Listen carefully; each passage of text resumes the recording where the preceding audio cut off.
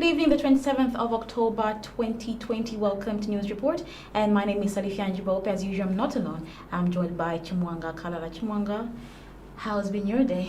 It's been quite alright. I can't complain much. How's been yours, Sally? My day has been okay. I know yours has been quite tight today. But anyway, I'm just glad that you finally made it. Exactly. And we are here today. And so if you're watching us right now, you're catching us on your Top Star channel 112, as well as our Facebook page that is Live TV, and our YouTube channel, which is Live TV channel as well. So to kickstart this show, as usual, we'll go through the stories that are making headlines this evening. So the commencement of the voter registration has been postponed. So we also have the police storming the UPND Secretariat. Right, So and also the Human Rights Commission obviously commending the president for pardoning 966 inmates this year in commemoration of Independence Day as well. And so we get right into our first news item, and that's to do with ECZ, of which the Electoral Commission of Zambia, Chief Executive Officer mentioned today that the voter registration now will be postponed. And obviously we started the commencement started with online registration, and now physical registration was supposed to follow thereafter, but that has been postponed now. And so the online registration started around September 21st. I stand to be corrected as well. And out of 9 million voters that are expected, only 130 voters are registered online as well. I think that is one concern that has been raised from this. If only a month is given towards registering new voters or having new voters register, out of 9 million having 130, do you think ECZ will be able to achieve their goal? I believe that 130,000 is only about 1.4% of the total eligible voters, which is about 9 million. I believe that's a low number, and the ECZ Chief Electoral Officer, Mr. Patrick Shidano, has actually alluded to that fact that the turnout has been quite low. The reason why there was all this controversy surrounding the online registration of voters, so I believe that might have stopped some people as well. I don't think sensitization prior to the whole commencement of the online registration was carried out to a level I'd be happy with. It was just sort of all of a sudden, boom, we had some stakeholders saying, no, we didn't consent to this. Which powers are you using to do this? So I think there were a lot of issues surrounding that. So I believe that contributed to the fact that a lot of people haven't really utilized this platform. Right. And just also during the consultative meeting that was held, I think a lot of red flags or concerns were raised during that meeting as well. But I don't think the ECZ rather, took into consideration any of those points that were raised as well. Yeah, all right. So they're saying that they've actually postponed the commencement of the voter registration because of concerns raised from stakeholders, where they're saying that since an NRC is mandatory for one to register as a voter, so they need to create some time for people to actually get their NRCs. Yeah, so I believe. But maybe instead of a postponement, do you think an extension would have been a better decision to make? Because if you're going to postpone, the duration in which people are supposed to register still remains the same. And not only is this to do with issuance of new NRCs, and I'm sure this was alluded to the fact that the Home Affairs Minister mentioned that there will be an extension towards the issuance of NRCs as well. I think it's really not carrying enough weight as well, and some may say probably because there are these registration centers that are supposed to exist right now. So if we don't have those registration centers, I think that's one maybe challenge that they have. And obviously ECZ might be waiting on the enactment of the Bill 10 to carry on with. That's quite a touchy subject, but I believe these mobile NRC issuance centers are the ones that are supposed to double as well for the voter registration. So I believe if the two have to run concurrently, we might have a shortage of manpower and equipment maybe. So I believe it has to be like one thing at a time at the moment, yeah. But then again, you begin to question why all these postponements. We've seen ECZ has been I don't think they've made the intentions quite clear. I think they've been up and down. We've heard statements in one direction, then the other. I believe they haven't really put their foot down in terms of what they want to do and how they are going to go about doing it. Exactly. So I believe they should handle this better. And something that really I found very interesting was 130,000 registered online, managed to register online, and obviously I did not hear of anyone facing, any major challenges with registering online as well. But has the ECZ also run a census to just find out which of those provinces actually responded to the online registration as well? 130, like you said, is only 1.4, of the total number of expected, registrations that are supposed to be done. I feel that ECZ I still believe that ECZ should have strategically used, the old register and just try to remove, the ones that they would turn to, those ones that are probably deceased or, anything else has happened to them, and that's why they should not really exist in the register. But it could have been a strategic way of maintaining the register, but, also registering new voters as well. All right, so there's been a statement from the Vice President which has actually gone contrary to what ECZ is claiming. So the Vice President is saying the old voter register won't be discarded, but it will just be cleaned and just to get rid of all those that have deceased, or maybe just to clear some inconsistencies in the register. So I believe there's a lot going on with this. We don't even know exactly what's happening, so I believe we need some more clear roadmap on how all this is going to take place. Right, we do have a clip of Mr. Shindano during the press briefing. In order not to disenfranchise our people, the Commission has again found it imperative to reschedule the dates for the registration of voters, which was scheduled to commence tomorrow, Wednesday, 28th of October 2020 to 30th November 2020. In this regard, mobile voter registration and station voter registration will now be conducted from 9th November 2020 to 12th December 2020. The Commission therefore hopes that this extension to start the mobile voter registration will give an opportunity to a good number of eligible citizens to acquire NRCs and to be able to register as voters. In the case that the issuance of NRCs is not concluded this time around, the Commission will unfortunately proceed with the voter registration as scheduled. Utilize and take full advantage of the pre-online voter registration. The Commission is successfully capturing eligible citizens online, and so far the Commission has recorded 130,000 users on our voter pre-registration platform. This is a low number. We would have expected much higher numbers. That was the Chief Electoral Officer, Mr. Patrick Shindano, announcing that the exercise, which was earlier scheduled to start tomorrow, October 28th, will take off on November 9th up until December 12th, 2020. Yeah. So I believe he gave his reason there. So they've said that this time around, if people won't go out and get the NRCs to a level where it's expected, they'll just have to carry on with the registration. There will be no more postponements. Yeah. So. Right. Okay. So we'll go on a break and we'll come back shortly after this. Stay tuned.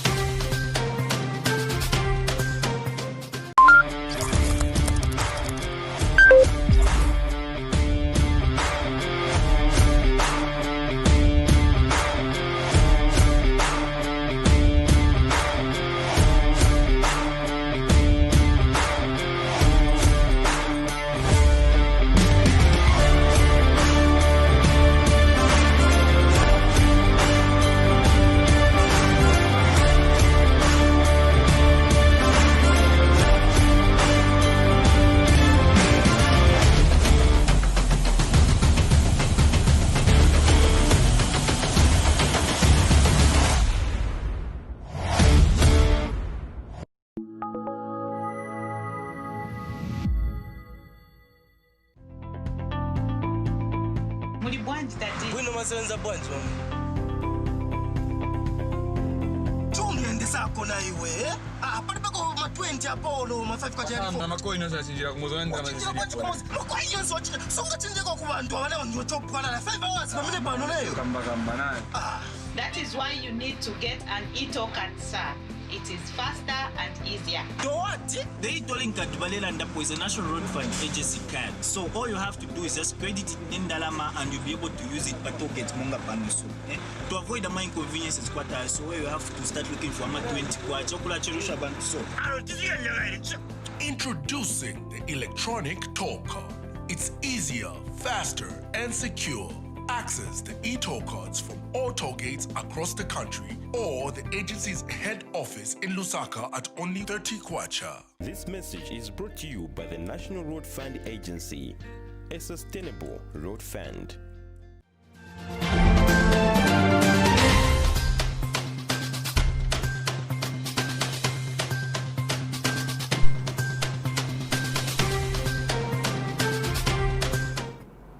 Welcome back. You're still watching News Report with me, Salifyanji Bweupe and Chimwanga Kalala. So, the UPND secretary today was raided or invaded by armed police. Right, so police today stormed the UPND secretariat in Lusaka, that's Providence Street. And so apparently they locked their offices and some staff that was there as well. So it was so bad that they had to block off the road, the entire road as well. So even pedestrians and motorists were not able to access the road and just make use of it. So the circumstances in which this happened are quite unclear, but it's alleged that they wanted to carry out a search of some specific documents, unspecified documents. So I think we have a clip of what had transpired.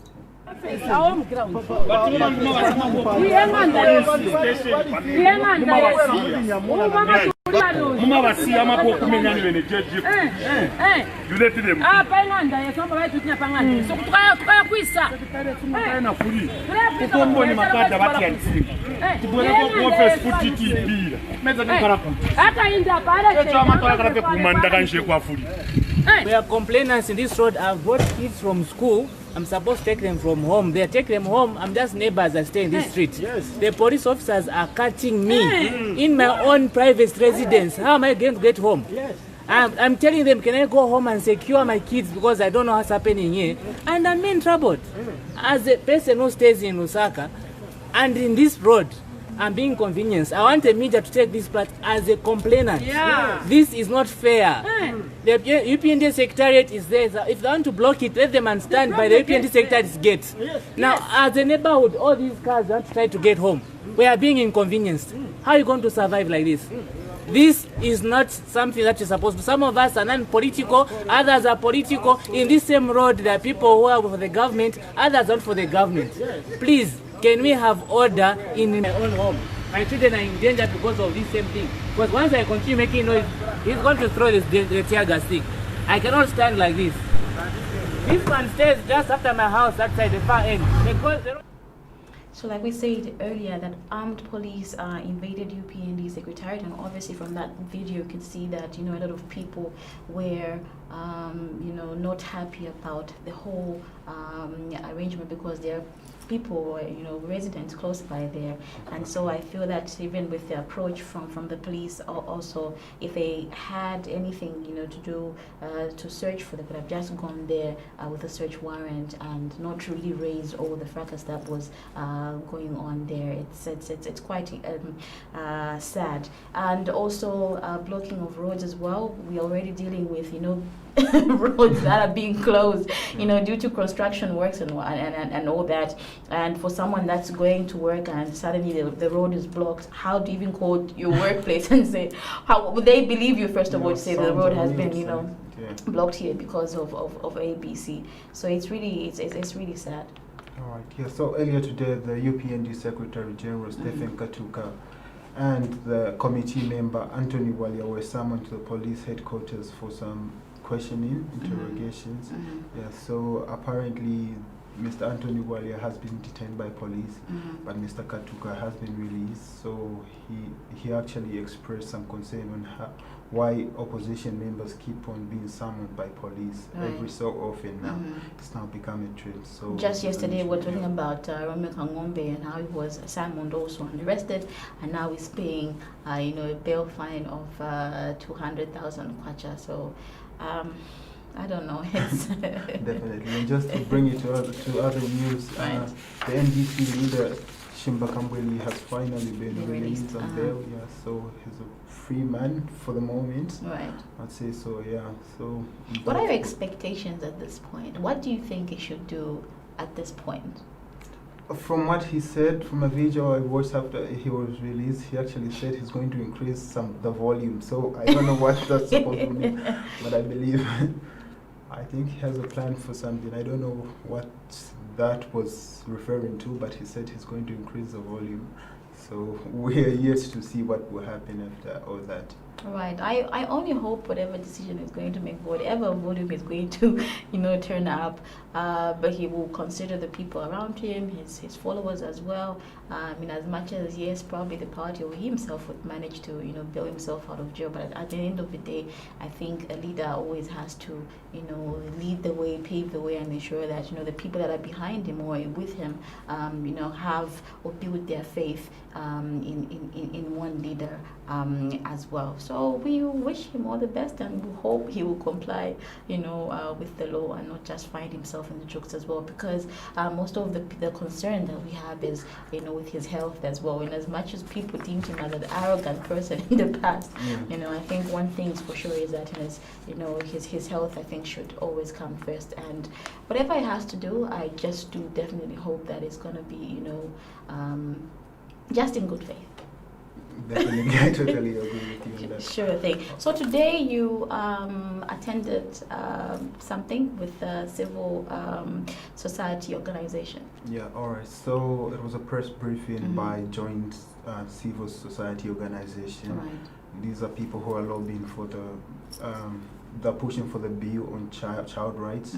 So these are organizations that are lobbying to end child marriages and just to protect children. So they've been pushing for the child code bill since 2006, as far as I'm concerned, and then some amendments to the Marriage Act. So this is just in the best interest of young children and just protecting young people. We have a clip on this. We are convinced of the urgency to enact the Children's Court Bill and the Marriage Bill to bridge the gaps that exist between the rights of children and the availability of services. We are concerned that the enactment of the Children's Court Bill and the Marriage Bill has taken too long.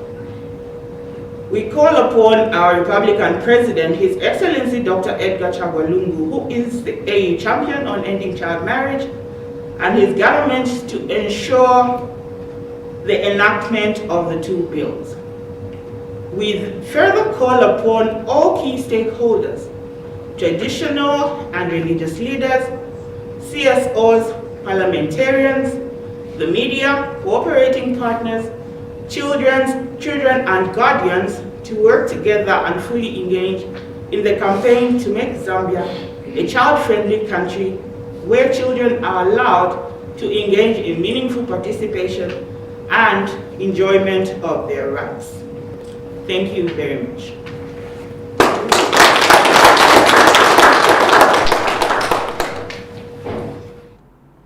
So that's the civil society organization, advocating for enactment of the Children's Court Bill and also Marriage Bill to curb child pregnancies, or marriages, and also teenage pregnancies as well. And I think that's a good move. Definitely hope that the president is going to rather respond to that, or the parliament is going to respond to that. Definitely. Yeah, and just in the news today, about 90 primary school kids, fallen pregnant, and that is a huge concern as well. And so we hope that this bill is going to be enacted pretty soon, just to protect any kids that are in danger. Yeah. Definitely, I agree with you on that, because nowadays in the news, like every so often, you get to see so and so girls have dropped out of school, so and so number of girls have been defiled and the like. So, which is quite unfortunate. I believe something has to be done about this, and I believe if the legal framework is put in place, it will be easier to prosecute and just make things easier for these people who are supposed to protect children to actually do their job. I think we are currently lacking the legislation, and I feel if this bill is passed, it will make things easier for these people to do their work. Exactly.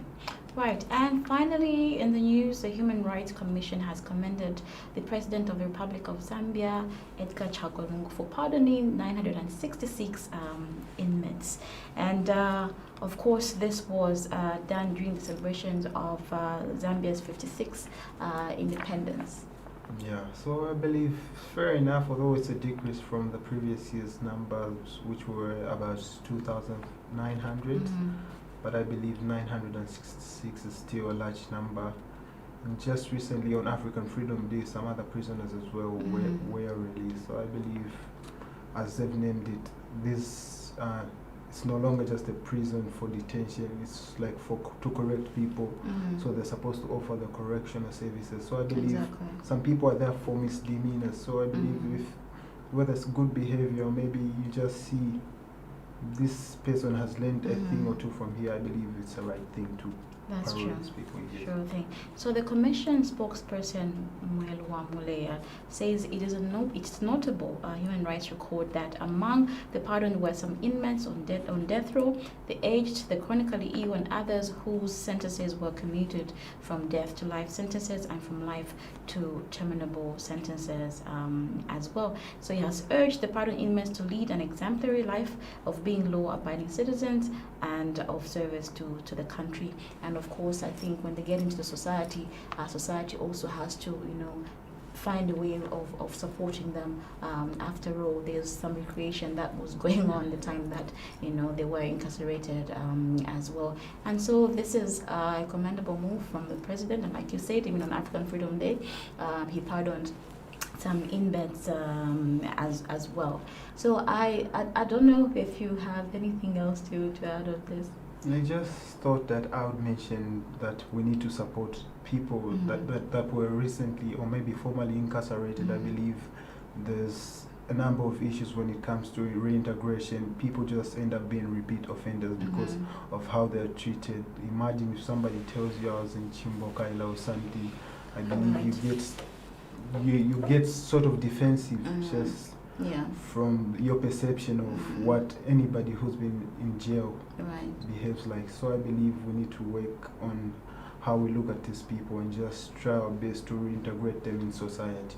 So I believe that's a big And just to mention one thing, I think it should be one of these prisons for women as well, where there was, a concern raised for how women do not have, proper sanitation, like sanitary pads to use, like in the prisons as well.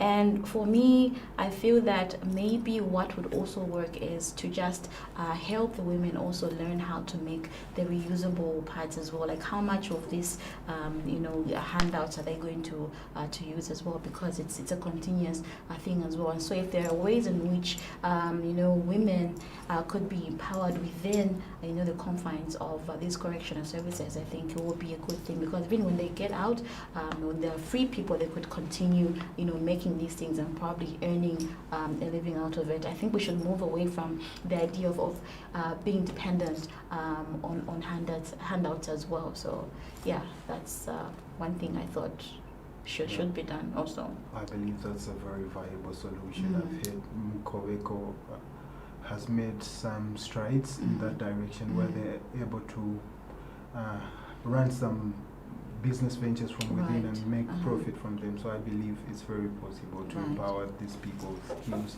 and just maybe make livelihoods from themselves even within the prison service. Yes. Because just recently I saw somebody post a comment on Facebook that prisoners in Koweko are even able to send some money to the relatives from inside the prison. So I believe That's actually good. That's actually a good thing. Yeah, it is. It is. In fact, empowerment, it doesn't matter who is receiving it. I think as long as the person that is being empowered is also innovative as well, it just puts them in a better position as well. And so on that note, we have come to tonight's episode of News Report. But before we go, we'll go through the headlines. So commencement of voter registration postponed. Police storm UPND Secretariat. And Human Rights Commission commends ECL for pardoning 966 inmates. And so on behalf of myself, Salifyanji Bweupe, and Chimwanga Kalala, and the entire production crew, it's good night and God bless.